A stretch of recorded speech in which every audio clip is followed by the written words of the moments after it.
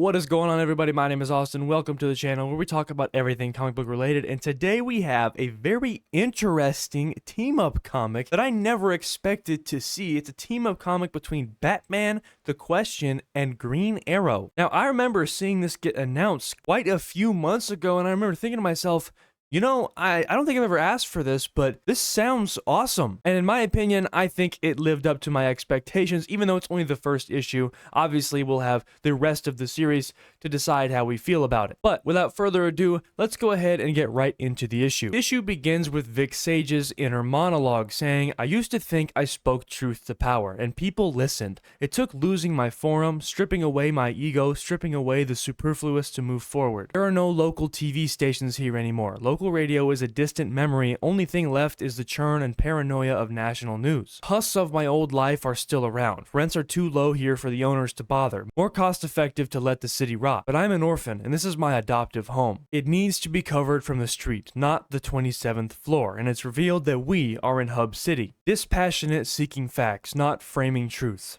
I've found my true face." As Vic Sage, otherwise known as The Question, steps out of his car and is following a helicopter. We see Vic cut his way through a private fence. He says, "Paramilitary, private contractors. Sources inform me a Chinook was making monthly trips to the old warehouse district. Who hires mercenaries to steal from an abandoned factory?" Vic walks over to the building and peers through a broken window and says, "Or not abandoned, maybe not stealing. Automated, brand new parts, machining? Need to confirm." But Vic turns around and he hears someone yell, "This is for..." The person throws a sticky bomb at the helicopter and says something along the lines of "Noose Ama." But Vic can't quite understand what he says because the helicopter blows up. The Question looks over and sees the person who did this jump over the fence, so he decides to chase after them. The person tries to take a swing at Vic and he dodges it and says, "I'm not a cop, I'm a reporter." "Who were they? Why did you do it?" And the person says, But they can't finish their sentence because they get shot before they can finish. The police are pointing guns at Vic, and so he drops a smoke bomb on the ground and kicks them both across the face, saying, "I was born Charles Victor Zaz. On television they knew me as Vic Sage. But to the Question, things are never what they seem." Victor feels the pulse on the assailant who committed this act of terror, realizing that she is dead. Victor heads back to his car, which is a Prius that includes a twin-turbo V6 under the hood. We then go to Gotham City, where we see a group of vandals looking to board someone's private yacht, but not before Batman shows up in the Batplane. One of them says, "Not him," and the other one says, "Abort." But Batman swings in with a swift kick to the face and says, "Too late." Now, these people are not trained for combat, and Batman is easily able to take them all down. But one of them does something that Batman does not expect. He throws a bunch of paint on Batman. And it's at this point when Bruce realizes that these people aren't really a threat to him. Curious of the paint, he looks over the edge of the boat and sees a sign that reads, "You consume, we suffer." And Bruce just says nothing. He just goes, Typical brooding Batman behavior. Back at the Batcave, Alfred comes to the conclusion that the paint is water-based and there's no permanent harm done to Batman's cape. Alfred asks, "Was this a chance encounter, or were you the intended target of these rogue abstract expressionists?" And Bruce says, "Incidents of domestic terrorism are rising. This fit the profile, up to a point." Alfred says, "I hope their time in the Gotham penal system gives them pause in the future." And Bruce says, "I let them go." And Alfred says, "That's an innovative approach to crime fighting." And Bruce says, "They were children. They made a poor choice, but their passion interests me." And Alfred goes, "Well, I don't know that I'd go." Interrupted by Bruce, he says, "Alfred, about that invitation, the conference, Belize, if my memory serves." And Alfred replies, "Your memory is more than serviceable. I was under the impression that you weren't interested in what your financial peers had to say about climate sustainability." And Bruce says, "I'm interested in practical solutions, not theater." And Alfred says, "Theatrical? You? Never." And Bruce continues, "If a group of billionaires is offering something viable, I want to hear them." 3 days later, we go to Star City, where we find Oliver Queen playing around in a bar. And a girl sitting next to him says, "You work with Batman, right? What's he like?" And Oliver replies, "Not a lot of laughs." And the girl says, "He's from Gotham. I'm not surprised." A voice from a random person from behind Oliver says, "Bet Star City has changed since you were a kid." And Oliver says, "It's interesting to be back. It's very clean, but there's something lacking. And the person asks, what's that? And Oliver says, soul. Another person says, ha,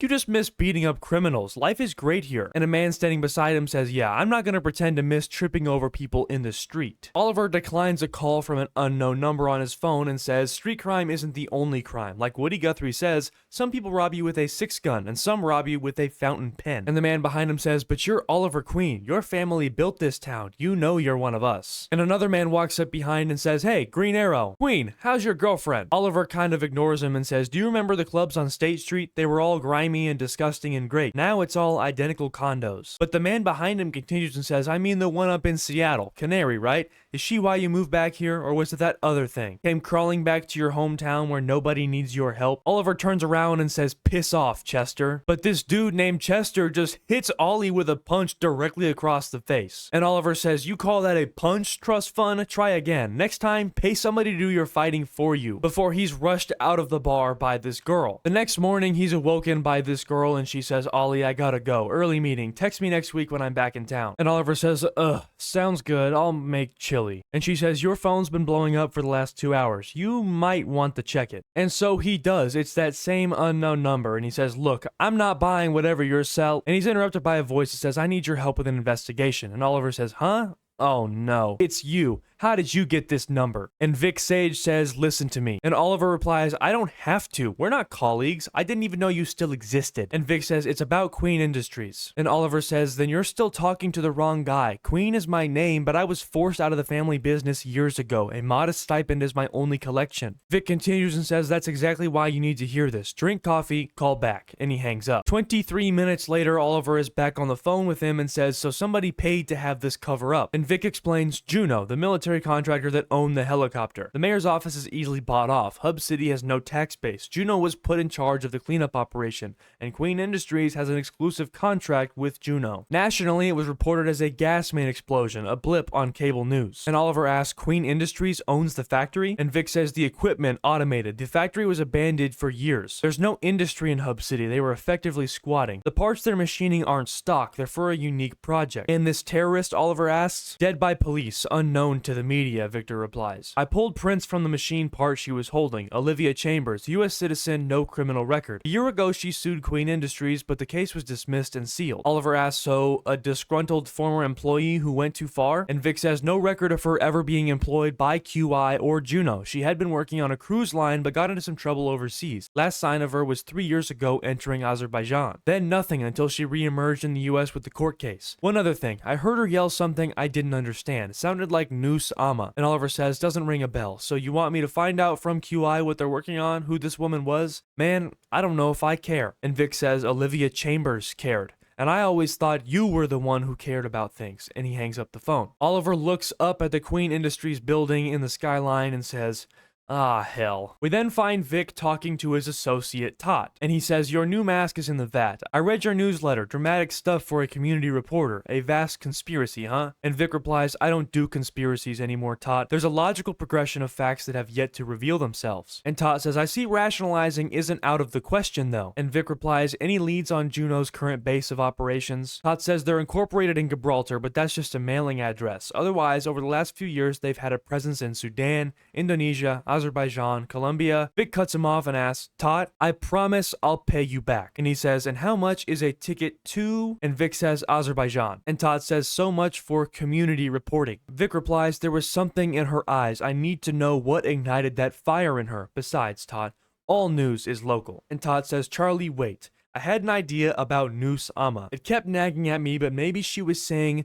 Nusquama. It's a reference to Thomas More's Utopia. It translates as nowhere. Vic begins to close the door and says, Tot, you may be too clever by half, but thanks for the plane fare. We then go to Belize, where Bruce Wayne has decided to attend this conference after all. Someone up front is giving a presentation and says the buoyant structure of floating city, if you will, rises with sea levels while leveraging renewable energies to reduce carbon emissions. We at Queen Industries look forward to innovating our way out of the challenges ahead, and we hope you'll join us as a star-level contributor to the Arcadia project. Later, Bruce finds himself looking at a model of this project Arcadia, and someone to his right says, interesting, but if it's a city, what about city planning? And another man says, prioritizing available space for investors would be paramount. And the man replies, and for security. Bruce chimes in and says, I believe each city is meant to be mixed use, different sections for different socioeconomic brackets. And the man says, oh, I see, well, and you are Wayne, Bruce Wayne, from Gotham City in the US, Bruce says. The man says, Gotham, really, and where do you live now? And Bruce says, Gotham City is my home. And the man says, quite brave. Then you must be an expert on private security, the other guy says. And Bruce says, something like that. I think I'll take a look at the grounds. And Bruce begins to walk outside. A man runs up behind him and says, Bruce Wayne, Emil Rotha, I was hoping I'd catch up with you. I assumed you were here because of Gotham. And Bruce says, because it was built below sea level, you're not wrong. And Emil asks, thoughts on the Arcadia presentation, the floating city? And Bruce says, less of a seminar, more of a sales pitch. And Emil says, I think the message needs to be delivered in terms we can all relate to. And Bruce says, then you're directly involved. Rotha says, I'm passionate about all my companies, but since I acquired Queen Industries, their work in climate abatement is of urgent interest. I also have a deep connection to my home city, despite the crime, the corruption, and like Gotham, it's also vulnerable to rising sea levels. Bruce says, I need to know more specifics if a floating city is even viable. And Emil replies, oh, it is, you see, and this is privileged information, you understand. Arcadia is not just a concept, a full-scale prototype is already under construction. They hear a couple gunshots in the distance, and a man with a rifle runs up, says, Mr. Rotha, you need to shelter in building 1. And he says, thank you, Captain Billings. Bruce says, what's happening? And Emil says, likely it's protesters, not to worry. Juno will handle it, and we find ourselves back in Star City, where Oliver Queen has gotten himself thrown out of the Queen Industries building. Oliver says, all right, I'm going, and the security officer says, you violated a court order, Mr. Queen. And Oliver says, that was years ago, can't we move on? And he says, please stay at least 50 feet away from company property. We then go up to a man's office where another person is saying, these are real security concerns, Carl. Things aren't like they used to be. Mr. Rotha expects us to step up. And the man named Carl says, understood. His phone begins to ring and he says, oh, I can't keep doing this. He answers it and says, this is Carl. And the man on the other side says, Carl, Ollie Queen. And Carl says, excuse me, I'm sorry, but Oliver interrupts and says, outside, it's me. You know, from the old days. We then go back to Belize, where a bunch of Juno private security officers are outside talking. They're coming in for shift change, and one of them says, nothing since the breach earlier. Billings is taking care of them. When all of a sudden, the man looking at the surveillance cameras gets a security alert. Someone has breached the perimeter. The officers yell, Grid 9, Section 4, and they begin to move out. They arrive on scene, and there's nobody there. One of the officers says, false alarm. And the other one replies, doesn't matter. We're running down the protocols anyway. But it's not a false alarm. Batman is on the prowl. He jumps in through the wall and he hears a beeping noise nearby. Somebody is mounting something in a nearby tree, and three other people are standing around a drone. One of them says the signal booster is set. Another one asks how long to launch, and the other one replies, almost there. One of them says done, and it's armed. This drone is armed with a missile. The drone begins to take off, but not before Batman is able to jump in, break the controller that they're using to fly the drone, runs up the side of the pyramid and is able to jump onto the drone. Batman is clinging onto this drone for dear life, trying to think of a way to dismantle it, and eventually he's able to snap off a piece of the drone.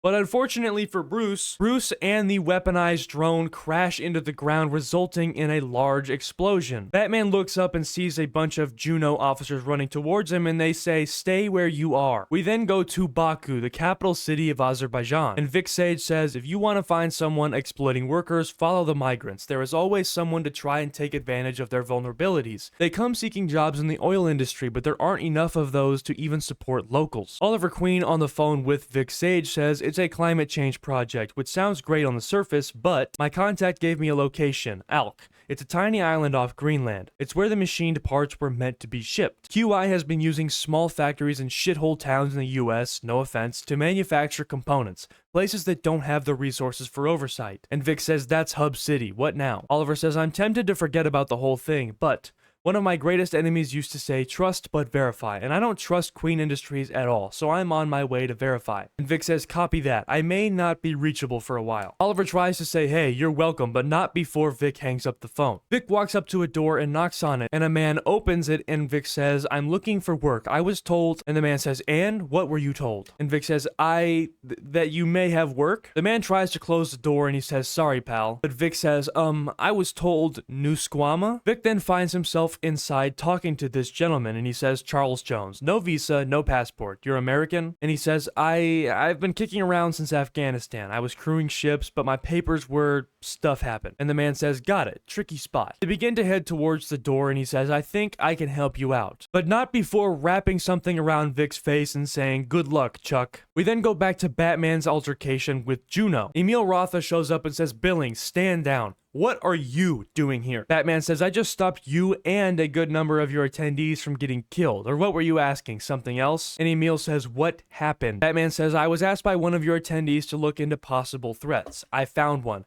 Anti-environmental militants targeting the conference, not local. And Emil says that's not precisely who they are. It was Ceres, a group that has been specifically targeting Queen Industries. They want to destroy our climate abatement initiative and the entire company. We believe Ceres' leader is someone on the inside, a QI employee. Batman asks, why would they work this hard to destroy a solution to the environmental crisis? And Emil says, you're a detective. Will you help us answer that question? We then catch up with the Question, who is on a plane, still with something tied around his face. And he says, about 10 hours into the flight, they're taking us a long way from Baku. Promising. Finally, they land, and Vic finds himself on a small island outside of Greenland. And he says, hoods weren't removed until we were indoors. Freezing wind. Had a bite I've never felt before. Another man hands him a box of parts and says, assembly post 5. There are slots and 4 fittings at each hub. Only use 2. Supply chain issues. And Victor comes to the conclusion that he is very far north. And he has seemingly found the prototype for Project Arcadia, where also Vic Sage is located inside working on the prototype. But Oliver gets spotted. Someone shoots a couple bullets at him, and he fires a couple arrows back. But then he hears a voice say his name, a very familiar voice. Oliver turns around with a bow drawn and says, what the hell are you? And it's Batman, and he says, stand down. That's an order. Bringing us to the end of the issue. This was a pretty solid start to this series, in my opinion, and I like the way that it's set up. You have 3 different heroes from 3 different sides of the spectrum when you look at this issue. You have Bruce Wayne, the billionaire, who people are actively looking to receive funding from for this Project Arcadia. You have Oliver Queen, who no longer is actually a part of Queen Industries, but doesn't trust what's being done with his former company. And then you have the Question, the man who is on the front lines doing the detective work, the man who's actively involved in the nitty-gritty. You have 3 heroes getting wrapped up in a climate change story with eco-terrorists trying to stop billionaires from damaging the environment. I really like that they pointed out that Gotham and Star City are both at sea level. They're both at risk from rising sea levels. I think this could make for some very interesting conversations between Bruce and Oliver on how to go about saving their cities and what solutions they need to bring to the table to slow down climate change. Overall, this was a really good first issue. I think it set the standards pretty high for what the rest of this book could be, and I think the characterization was really, really good. Anyways, let me know what you guys think of the first issue of the Batman, Green Arrow, and Question crossover Arcadia, and I will see you guys in the next video.